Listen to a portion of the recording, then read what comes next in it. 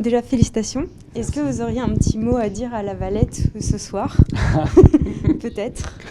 La Valette, c'est mon voisin communard. J'ai commencé cette histoire, cette grande aventure sur la commune de Paris il y a 10 ans.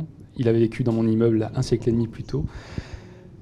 Je suis parti à sa recherche en sachant, en découvrant qu'il existait, qu'il avait existé, et je ne savais pas que ça me mènerait jusque-là, dans cette découverte à la fois de la commune de Paris que je ne connaissais pas. Quand je me suis plongé dedans, c'était une vague connaissance, c'était des a priori, c'était pas la réalité.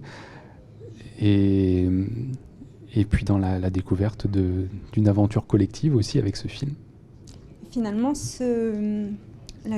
votre roman et puis le film d'animation, est-ce que c'est pas une forme de communication aussi un peu avec l'au-delà, le fait d'avoir eu ce premier contact avec La Valette comme ça en étant votre voisin Il y a quelque chose dans cette histoire, dans ce récit historique qui est effectivement d'une relation avec le passé et avec les personnes qui ont vécu dans le passé, et j'ai le sentiment aujourd'hui de vivre avec certaines de ces personnes, comme Victorine par exemple. J'ai toujours le sentiment qu'elle m'accompagne, qu'elle me raconte son histoire, comme elle l'a raconté il y a très longtemps, et qu'elle est là à côté de moi, qu'elle me montre que dans telle rue ils se sont battus, ils ont vécu, tel camarade est mort, et voilà, il y a une relation très forte au-delà du temps avec des personnes qui ont vécu. Pour le travail d'archives, j'imagine qu'il a été très long.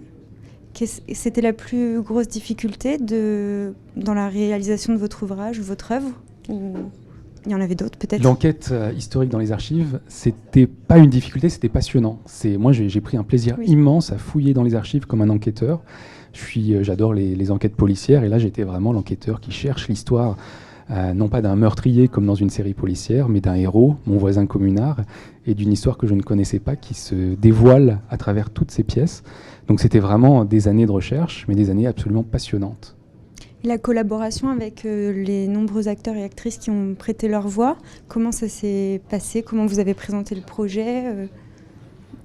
Alors les acteurs qui nous ont accompagnés, les actrices qui nous ont accompagnés, ça a été une histoire assez incroyable. D'abord, il y avait qui allait pouvoir interpréter Victorine, qui est cette personne que je fréquente depuis si longtemps. Et quand j'ai entendu une interview de Yolande Moreau, pour moi, ça a été comme une évidence que c'était elle. J'ai été submergé par l'émotion, elle était là, mon personnage était là. Je lui ai écrit, je lui ai demandé d'accepter, elle a bien voulu le faire.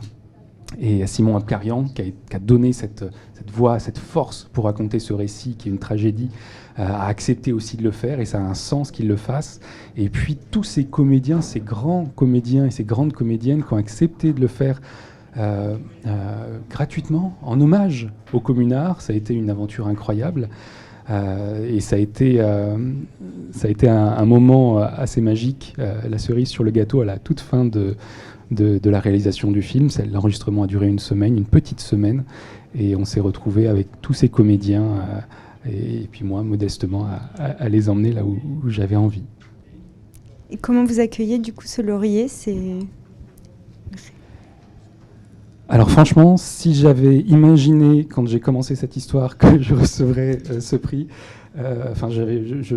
pour moi c'est une chose assez extraordinaire. Déjà, la bande dessinée, le roman graphique, c'était une chose qui était un défi très fort qu'a pris mon éditeur, Grégoire Seguin, les éditions Delcourt. Et puis réaliser un film uniquement avec des gravures de l'époque, un film d'animation en noir et blanc, animé, mais sans personnages animés, c'était très bizarre, personne ne pouvait suivre quelque chose comme ça. Il fallait quelqu'un avec beaucoup de passion et puis un peu de folie pour le faire. Et cette personne, ça a été la productrice Fabienne Servan-Schreiber qui a porté le projet de bout en bout, et qui m'a donné une grande liberté pour pouvoir le mener à bien. Très bien, et merci beaucoup, et merci encore à vous. Toutes nos félicitations. Merci. Merci. Merci.